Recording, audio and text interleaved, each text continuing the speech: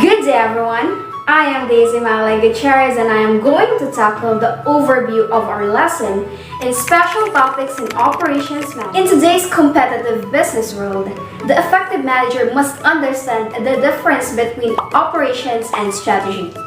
Both aspects of the business work parallel to each other, boosting performance and creating a competitive edge.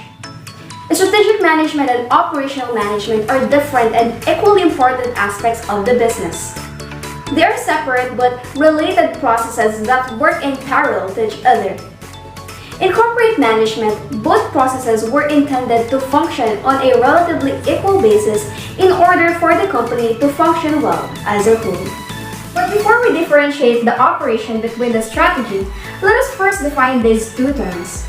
First, we have the operation management. Operational management is fairly easy to understand if you think about all the various activities that take place in a company and the departments that make up those activities. Think of it as the what that a company does. Operations departments typically consist of production, logistics, information technology, finance, marketing, sales, and service. On the other hand, strategy specialization or strategic management is a process that works to create a path for where the company should be going in the future. It helps the organization find new ways to be competitive. As a result of good strategic planning, companies will ultimately be more competitive in the long run. Your board should always be envisioning what the future competitive space look like, which will most likely look very different than it does today. Now, let us differentiate the operation and strategy. In simple terms, as I have mentioned a while ago, operation is the what a company does. On the other hand, strategic management is the how it does things. Moreover, operation is the current chain of activities that, when completed, leads to the delivery of business objectives, while strategy is a process that works to create a path for where the company should be going in the future. It is important to know that business strategy should always align closely with the mission statement. So, how does operation and strategy affect each other? Now that we all know that these two are parallel to each other, let me share with you my thoughts on how does operation and strategy affect each other, based on what I have understood in this topic.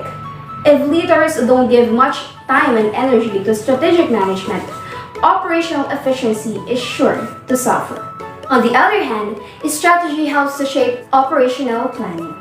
And before I end my presentation, I would like to bring out some final notes on operation management versus strategy specialization.